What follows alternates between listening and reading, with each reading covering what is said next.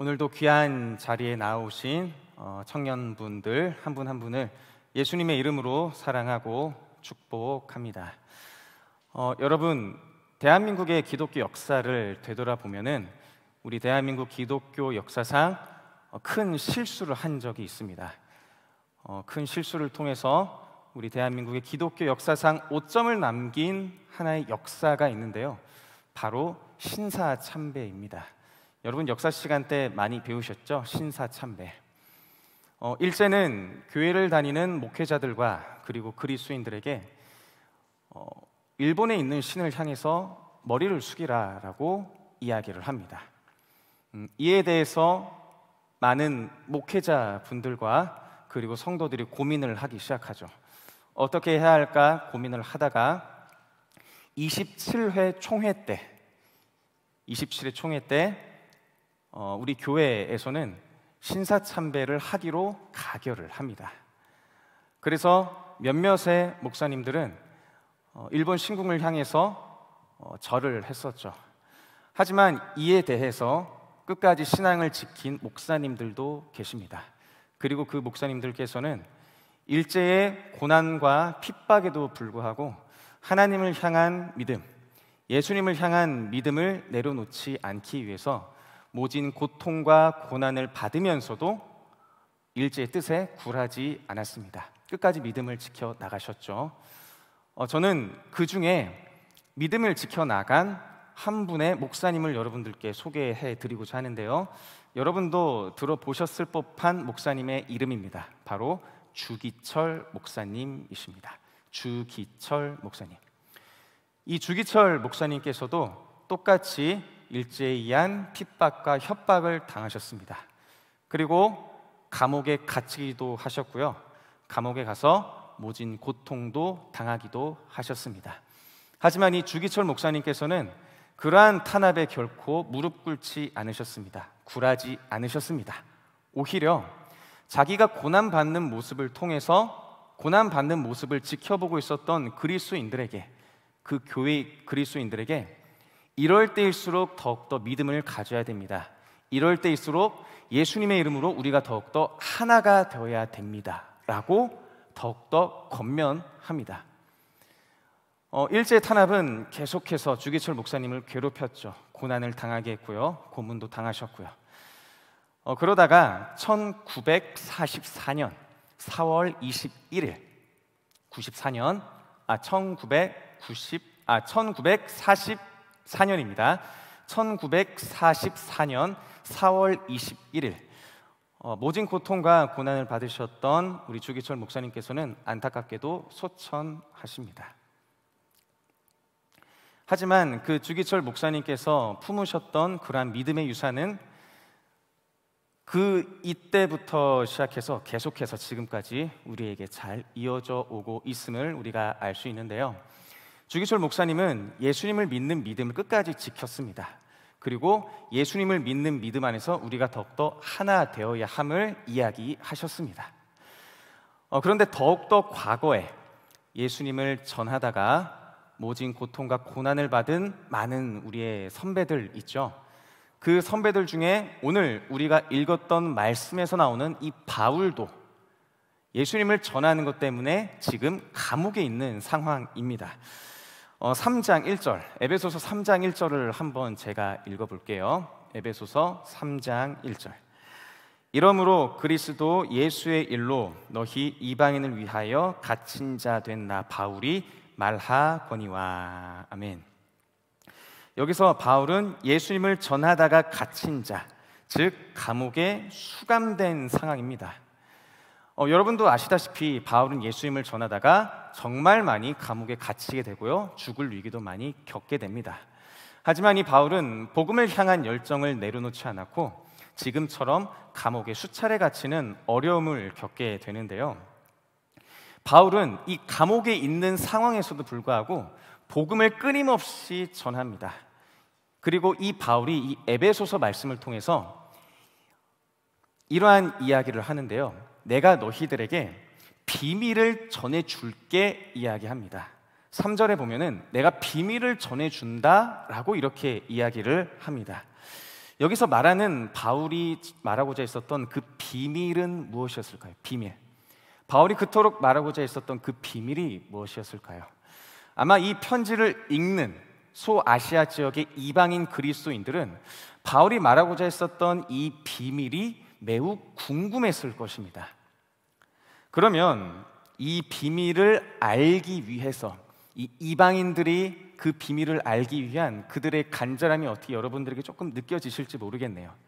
이방인들은 이 비밀이 자기들에게, 이방인 그리스도인들에게 꼭 필요한 비밀이 되기를 원했습니다. 하지만 이 비밀이 아직까지는 잘 뭔지 모르겠죠. 그래서 그들은 계속해서 그 비밀이 뭘까? 계속 성경을 읽어 나갔습니다. 그들의 마음 가운데 비밀을 알고자 했던 마음과 그리고 그들의 마음 속에 간절한 마음이 계속해서 나타나고 있는 거죠. 비밀을 알고자 하는 간절함, 이것에 대해서 여러분들께 어떻게 하면 좀 더 쉽게 이해를 드릴 수 있을까 고민하다가 제가 오랜만에 이야기를 하는 것 같은데, 제가 한참 연애할 때 이야기를 잠깐 여러분들께 말씀드릴게요. 제가 연애할 때 조금은 난감하고 답답했던 때가 있습니다. 여자친구랑 잘 만나고 이야기도 잘 하고 있었는데 갑자기 여자친구가 제 눈을 이렇게 뚜렷하게 쳐다봐요. 뚜렷하게 막 쳐다보다가 자기야, 있잖아, 나 할 말이 있어. 그 할 말은 뭐냐면, 이제 그 이후에 여자친구가 이야기하려고 하는 말이 나와야 되잖아요. 그런데 여자친구가 나 할 말이 있어. 아니다, 내가 다음에 얘기할게. 이러면서 그냥 지나칠 때가 종종 있었습니다. 뭔데? 좀 나한테 얘기해 줄 수 없어? 이렇게 얘기해도 아니야, 나 지금 말 안 할래. 그냥 이거 나 비밀로 할래. 이렇게 하면서 지나갈 때가 있어요. 그때부터 제 머릿속은 굉장히 복잡해지기 시작해요. 내가 무슨 실수를 했나? 내가 어떤 잘못을 저질렀나? 내가 닭다리를 하나 더 뺏어 먹었나? 내가 여자친구 만날 때 바람을 핀 것도 아니고 무슨 잘못한 것도 아닌데 왜 여자친구는 갑자기 나한테 비밀을 만들어냈을까? 하면서 여자친구 얼굴을 보면은 여자친구 얼굴이 막 일그러져요. 그리고 내가 말해도 대답도 안 하고, 참으로 그때부터 너무 저는 미쳐버리기 시작합니다. 궁금해서 미쳐버리는 거죠. 그렇게 시간이 지나다가 이제 여자친구가 시간이 지나서 이야기를 해줘요. 자기야, 사실은 내가 아까 말하고자 했었던 비밀은 뭐 이거야. 이렇게 이야기를 하면서 그때의 비밀이 싹 풀려버립니다. 그런데 그때 여자친구가 말한 비밀은 정말 별거 아니거든요. 정말 별거 아닌데도 불구하고 그 비밀을 알기 위해서 기다리는 저의 마음은 정말 간절합니다. 그리고 빨리 그 비밀을 알려줬으면 해요. 그 간절함, 저의 그 비밀을 알고자 하는 그 간절함이, 저는 별거 아닌 거인데도 불구하고 그 간절함을 제가 가졌던 것처럼 이 이방인 그리스도인들은 그들의 삶과 직결되는 이 바울이 말하고자 하는 이 복음의 비밀을 듣기 위해서 그들은 얼마나 간절하고 얼마나 절박했는지 그 심정을 여러분들이 조금 이해해 주셨으면 좋겠습니다. 이때 당시에 이방인들은 내가 이방인이라는 이유 하나 때문에 구원에 대한 그들의 확신을 온전히 가질 수 없었습니다. 왜냐하면 너희 이방인들이지, 너네 할례 받지 않았지, 그러면 구원 못 받아. 구원 받을 수 있는 것은 오직 할례 받은 유대인들만 구원을 받을 수 있어 라는 이 잘못된 구원관이 이 시대에 편만했었는데, 나는 진짜 예수님을 믿고 구원받고 싶은 그들의 그 마음, 내가 단순히 이방인이라는 것 때문에 구원받지 못한다는 그들의 그 안타까운 마음이 아마 바울이 말하려고 했었던 그 비밀을 통해서 해소되기를 원했을 것입니다. 그리고 이 비밀을 통해서 잘못된 구원관이 바로 잡히기를 원했을 거예요. 그리고 바울은 드디어 이 비밀을 이야기합니다. 6절인데요. 한번 제가 읽어보겠습니다. 이는 이방인들이 복음으로 말미암아 그리스도 예수 안에서 함께 상속자가 되고 함께 지체가 되고 함께 약속에 참여하는 자가 됨이라. 아멘. 바울이 그토록 말하려고 했었던 비밀은 무엇이냐면, 이방인들도 복음으로 말미암아 그리스도 예수 안에서 함께 지체가 되고 함께 약속에 참여하는 자가 되는 그 비밀입니다. 이방인도 유대인도 그리스도 예수 안에서 하나의 가족이 된다는 복음의 은혜였죠. 예수님을 믿기만 하면 유대인뿐만 아니라 이방인, 그리고 이 이방인뿐만 아니라 모두가 다 예수님의 은혜로 구원받을 수 있다는 그 복음의 비밀을 지금 이야기를 한 것입니다. 여러분들에게는 이 복음의 비밀이 어떻게 다가오시는지 모르겠네요. 이 복음의 비밀이 어떻게 다가오십니까? 예수님을 믿는 그 믿음으로 말미암아 우리 모두가 하나 된다는 이 복음의 비밀. 지금의 시대를 살펴보자면 참으로 갈등과 번복이 많이 있는 시대를 살아가고 있는 것 같습니다. 정치도 그렇고요, 가정에서도 그렇고요, 학교에서도 그렇고요, 직장에서도 그렇고, 우리가 속해 있는 그 어느 곳에서도 갈등이 나타나지 않는 곳이 없잖아요.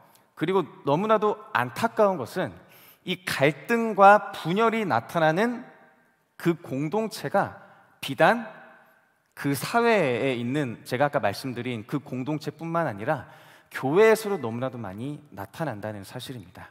제가 굳이 교회에서 발생되는 그 많은 갈등과 갈라짐을 굳이 이야기를 하지 않아도 여러분들은 어느 정도 다 듣고 알고 계실 거예요. 이러한 갈등, 우리가 속한 모든 공동체 안에서 나타나는 그 갈등을 온전히 해결할 수 있는, 이 안타까운 상황 속에서 이 갈등을 온전히 해결할 수 있는 유일한 해결책, 유일한 방법은 무엇일까요, 여러분? 바로 이 복음의 비밀, 예수 그리스도이십니다. 너무나도 많은 갈등이 있잖아요. 이 상황 속에서, 이 세상 가운데 너무나도 많은 갈등과 번목과 미움과 시기, 너무나도 많은 죄악들이 이 땅 가운데 많이 도사리고 있지만, 이 모든 어려움과 갈등을 모두 해결할 수 있는 그 유일한 방법은 세상에서 이야기하는 수많은 방법들이 아니라 오직 예수 그리스도입니다. 이 복음의 비밀, 이 예수 그리스도가 모든 갈등과 반목을 하나로 연합시킬 수 있는, 모든 사람들을 하나로 연합시키는 그 예수 그리스도의 놀라우신 은혜, 그리고 모든 것을 하나로 연합시키는 예수님의 거룩하신 은혜가 여러분들 믿어지시기를 소망합니다. 이 믿어지는 은혜가 여러분들에게 가득하시기를 소망합니다. 그렇다면 이 비밀을 알고 있는 우리는 어떻게 해야 될까요? 이제 고민을 해야겠죠. 이제 복음의 비밀이 이러한 것이다라고 우리가 알고 있다면 이 복음의 비밀을 안 우리들은 어떻게 행동해야 하는지, 어떻게 삶으로 드러내야 하는지를 우리는 고민해 봐야 합니다. 바울처럼 내가 이 복음의 비밀을 알고 복음의 비밀을 이렇게 전하다가 고난도 받고 어려움도 당할 수도 있겠죠. 하지만 이 복음의 비밀을 알고 있는 우리들은 세상 속에서 살아가면서 내가 조금은 불이익을 당하고 고난을 당하더라도 전할 수 있는 것 아니겠습니까? 제가 우연히 인스타그램을 보다가 한 청년의 인스타그램의 글을 한번 보게 됐거든요. 그 글을 여러분들께 잠깐 소개해 드리고자 합니다. 그 청년은 뉴스에 보도될 만큼 큰 교통사고의 당사자였습니다. 그 교통사고로 인해서 수십 명의 피해자가 발생됐고, 그리고 한 명이 숨지는 안타까운 교통사고였었는데요. 이 청년도 그 교통사고의 당사자였기 때문에 어느 정도의 부상을 당했던 것 같아요. 하지만 감사하게도 그냥 타박상만 좀 입고 병원에서 치료를 받았는데, 그 청년이 병원에서 치료를 받은 이후에 그 청년이 행동했던 모습을 글로 써놨는데 저는 그 모습이 너무나도 크게 감명 깊었습니다. 그 청년은 병원에서 자기가 이 타박상 때문에 치료받고 몸도 불편하고 그리고 트라우마 때문에도 어려운 상황 가운데 있는 상황이었지만, 그리고 아직도 치료가 더 필요한 상황이었었지만, 그 청년은 자기가 치료를 받은 후에 어떻게 했냐면요, 그 병동에 있는 사람들에게 다가가서 한 사람씩 다가가서 예수님을 전했다고 합니다. 놀랍지 않으세요? 예수님을 전했대요. 자기가 그토록 힘들고 고난을 받고 있는 상황 가운데도, 트라우마 때문에 어려움을 겪고 있는 상황에도 불구하고 그 청년은 자기의 고난보다는 오히려 복음을 더욱더 전했습니다. 그 병동 안에 있었던 예수님을 모르는 사람들에게 복음을 전했대요. 저는 이 청년의 행동을 보고 너무나도 놀라웠어요. 그러면 이 청년은 과연 왜 복음을 전했는가? 이렇게 글을 썼더라고요. 그럼에도 그 청년은 자신이 살아있음에 감사했고 예수님을 믿음으로 영원한 생명을 얻은 것에 큰 감사를 느꼈기 때문에 복음을 전했다. 이렇게 이야기를 합니다. 내가 살아있음에 감사했고 예수님을 믿음으로 영원한 생명을 얻은 것에 큰 감사함을 느꼈다. 이 청년은 복음을 전하는 데 있어서, 이 복음의 비밀을 전하는 데 있어서 자기가 겪는 고난, 자기가 겪는 트라우마는 별게 아니었던 거죠. 왜냐하면 자기가 겪은 고난과 트라우마보다 이 바울이 이야기했던 복음의 비밀이 훨씬 더 컸기 때문입니다. 그래서 그는 그 복음의 비밀을 전하지 않을 수가 없었던 거죠. 저는 이 청년의 글을 읽고 정말 많이 반성했어요. 나는 목회자인데, 사역자인데, 이제 곧 아까 예찬 형제님께서 목사님의 말씀이라 그랬는데, 물론 지금은 전도사지만 곧 목사 안수를 받습니다. 어쨌든 사역자인데, 그리고 수많은 믿음의 선배들이 그들의 목숨과 그들의 시간을 들여서 지켜온 이 강단에서 설교하는 사역자인데, 나는 과연 어떻게 살아왔는가? 나는 과연 어떻게 행동했는가? 나는 과연 그 복음의 비밀을 어떻게 받아들이고 있었는가? 저는 너무나도 저 자신을 반성했습니다. 그래서 이 청년과 그리고 바울이 이야기했던 그 복음의 비밀을 제가 계속 묵상하면서 이렇게 살면 안 되겠구나. 나도 이제 사역자로서 이 복음의 비밀을 나만 알고 있는 것이 아니라 이 복음의 비밀을 모르는 사람들에게 전하며 살아야겠구나. 내가 비록 이 복음의 비밀을 전하는 것에 대해서 고통을 받고 핍박을 받는 한이 있다 하더라도 나는 이 복음의 비밀을 나 혼자만 푸는 것이 아니라 내 이웃에게, 내 가족에게 전하며 살아야겠구나라고 다짐하는 계기가 되었습니다. 그러면서 제가 이 에베소서 말씀을 읽으면서 복음을 전한 바울의 두 가지 모습을 발견하게 됐는데요. 이 두 가지 모습은 제가 이찬수 목사님 설교를 듣다가 인사이트를 받고 여러분들과 함께 나누고 싶은 것인데요. 첫 번째는 뭐냐면요, 겸손입니다. 겸손. 8절에 보면 바울은 이렇게 이야기하거든요. 제가 한번 읽어볼게요. 모든 성도 중에 지극히 작은 자보다 더 작은 나에게 이 은혜를 주신 것은 측량할 수 없는 그리스도의 풍성함을 이방인에게 전하게 하시고. 아멘. 이 말씀을 읽으면요, 바울은 자신을 지극히 작은 자보다 더 작은 자라고 이야기를 합니다. 지극히 작은 자보다 더 작은 자. 그런데 바울은 이때 당시에 굉장히 유명한 사람이었어요. 수많은 전도 여행을 다니면서 많은 기적을 베풀기도 했었고 수많은 사람들을 예수님께 돌아오게 하는 위대한 사도의 역할을 감당했던 사람입니다. 그래서 이 사도 바울은 자기를 높이면은 얼마든지 높일 수 있었던 위치에 있었던 사람인데, 이 바울은 자신을 지극히 작은 자보다 더 작은 자라고 이렇게 자신을 겸손하게 표현했습니다. 그런데 여러분, 이 바울이 이야기하는 이 겸손은요, 그저 단순히 자신을 낮추는 겸손은 아닙니다. 이 겸손은 어떤 것이냐면, 바울이 어떻게 고백했나요? 자신을 죄인 중에 괴수라고 표현했잖아요. 나는 죄인인데, 나는 구원받지 못할 죄인인데 사랑의 하나님께서 나를 용서해 주신 그 긍휼의 은혜에 감사하는 겸손의 표현입니다. 다시, 죄인 중에 괴수였던 자신을 구원해 주신 예수님의 그 구원의 은혜에 대한 바울의 겸손함의 표현이었습니다. 이 겸손함의 표현은 바울을 구원해 주신 예수님의 은혜로 말미암아 자신을 높일 수가 없는 거죠. 죄인 중에 괴수였던 자신을 구원해 주신 예수님의 은혜가 있었기 때문에 자신을 높일 수가 없었던 겁니다. 겸손했을 수밖에 없었던 것입니다. 여러분, 겸손한 자의 고백은요, 정말 큰 힘이 있습니다. 여러분들도 겸손한 자가 되어서 여러분들이 선포하는 그 복음에 귀한 은혜가, 그리고 넘치는 힘이 넘쳐나시기를 예수님의 이름으로 간절히 소망합니다.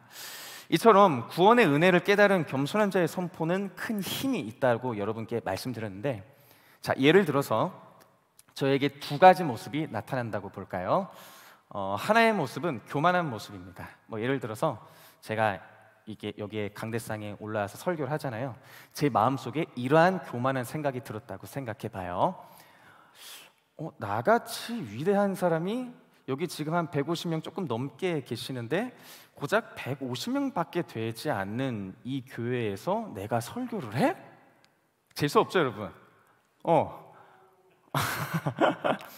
나 정도의 능력이면, 나 정도의 목소리와 외모면 150명이 아니라 1,500명, 아니 15,000명 앞에서 되는 성도들 앞에서, 청년들 앞에서 설교해도 부족한 거 아닌가? 별로죠, 그렇죠? 그리고 나 같은 사람이 한때는 이런 말 해서 죄송하지만 한때는 박보검도 좀 닮았다고 이야기를 들었던 내가 이 박보검 팬 없으시죠?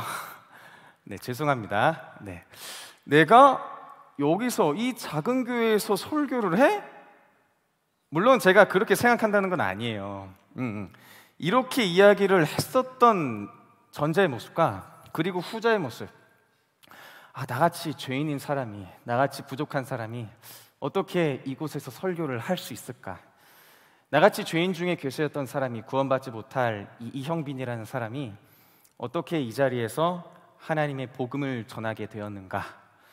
수많은 믿음의 조상들이 지켜왔었던 이 강대상에서 나는 어떻게 이렇게 복음을 전할 수 있는가? 이것이 모두 다 하나님의 은혜이구나 라는 이 두 개의 모습이 있었을 때 여러분들은 어떠한 모습을 더 신뢰하시겠습니까? 당연히 후자의 모습이겠죠. 여러분들께 권면합니다. 여러분, 겸손하시길 바랍니다.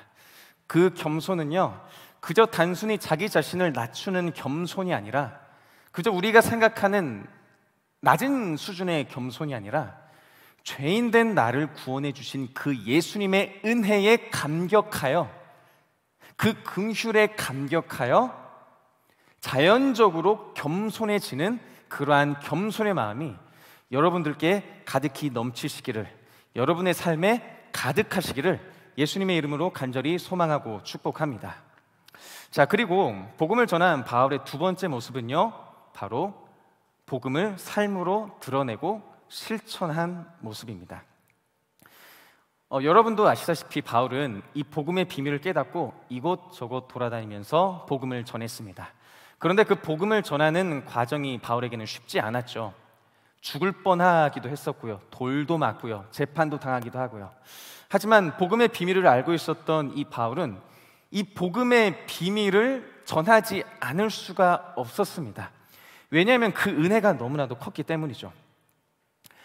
여러분께 권면드리고 싶은 것은요, 여러분의 삶으로 복음을 증거하기를 소망합니다. 우리가 예배에서 참 많은 은혜를 받잖아요, 그렇죠? 예배를 드리다가 아니면 개인적으로 묵상하다가 여러분들이 받은 은혜를 어떻게 표현합니까? 예를 들면 예배에서는 손을 들고 찬양하기도 하거나, 두 손을 들고 찬양하기도 하거나, 방언으로 기도하거나, 통성으로 기도하거나, 이 두 손을 내 마음에 올려두면서 하나님의 은혜에 감사하거나, 무릎을 꿇고 기도하거나 찬양하거나 등등등, 예배를 통해서 아니면 말씀을 묵상하다가 받은 은혜가 우리 마음에 넘쳐나게 되면 그 은혜를 우리는 자연스럽게 외적인 모습으로 드러나게 됩니다. 그렇다면 이 은혜가 드러날 때 우리는 이거를 기억해야 돼요. 우리가 그러한 큰 은혜를 받게 되면요, 그 은혜를 우리의 삶으로 드러내야 되는데, 이 삶으로 드러내는 게 올바르게 드러나야 합니다. 그 받은 은혜가 우리의 삶 속에서 올바르게 드러나야 합니다. 여러분이 그 받으셨던 은혜를 여러분들은 혹시 어떻게 드러내고 계셨습니까? 그 받은 은혜가 너무 큰데 그 은혜를 여러분들은 어떻게 드러내고 계셨는지 모르겠네요. 그 받은 은혜를 나 은혜 너무 많이 받았는데 집에 들어가기 싫은데 우리 한번 술이나 마실까 해가지고 사람들을 막 술자리로 불러내가지고 술 마시면서 내가 이 술을 감당하지 못할 정도로 막 마시면서 사람들과 술로 이야기를 나누고, 그리고 술을 하도 많이 마셔서 자기 몸을 가누지 못할 정도로 해롱거리다가 넘어지기도 하고, 그리고 이러한 모습을 본 그리스도인이 마음속에 혹여나 시험을 당하는 일이 발생되지는 않습니까? 아니면은 상대방을 향한 비방과 시기와 미움이 우리의 삶으로 드러나고 있지는 않습니까? 여러분들은 여러분이 그 받은 은혜를 어떻게 삶으로 드러내는지 여러분들 다 알고 계시죠? 한번 자기 자신을 되돌아봤으면 좋겠어요. 나는 과연 하나님께 받은 이 은혜를 어떻게 표현하고 있었나? 하나님께 받은 은혜를 나는 과연 어떠한 모습으로 드러내고 있었는가? 여러분 꼭 자기 자신을 되돌아봤으면 좋겠습니다. 우리가 복음의 은혜를 깨달았다면 이 복음의 은혜가 우리의 삶으로 올바르게 실천되어야 합니다. 우리가 받은 은혜를 교회에서만 표현하는 것이 아니라 삶으로 표현하고 그리고 드러내는 여러분의 구별된 모습, 거룩한 모습이 여러분의 삶에서 온전히 드러나시기를 예수님의 이름으로 간절히 소망하고 축복합니다. 이제 말씀을 마치려고 합니다. 바울은 감옥에 갇히면서도요, 복음의 비밀을 전하는 것을 멈추지 않았습니다. 왜냐하면 그 복음의 비밀은 이방인뿐만 아니라 그리고 지금을 살아가고 있는 우리들에게도 너무나도 소중하고 귀중한 복음의 비밀이기 때문입니다. 이 복음의 비밀은 분열된 이 시대를, 그리고 훨씬 더 과거에는 차별받고 천대받았던 이방인 민족들을 모두 다 하나 되게 하는 유일한 희망이 되었습니다.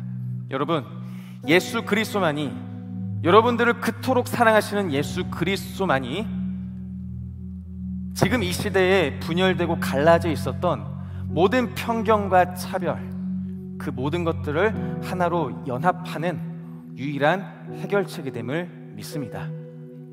그리고 우리가 그 복음의 비밀을 알게 되었다면요, 우리가 가만히 있을 수 있을까요?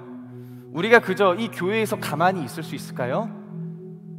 우리가 그 복음의 비밀을 알게 되었다면 이제 우리 겸손해지시길 소망합니다. 그 겸손이 단순한 겸손이 아니라, 그저 우리가 생각하는 낮은 수준의 겸손이 아니라 예수님께서 나를 구원해 주신 그 은혜에 감격한 겸손이 나타나시기를 소망합니다.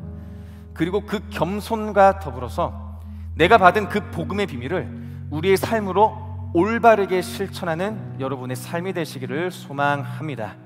이러한 여러분의 모습들이 온전한 삶 속에서 여러분의 앞으로 인생길 가운데서 온전히 드러나시는 여러분의 귀한 삶이 되시길 예수님의 이름으로 간절히 소망하며 축복합니다.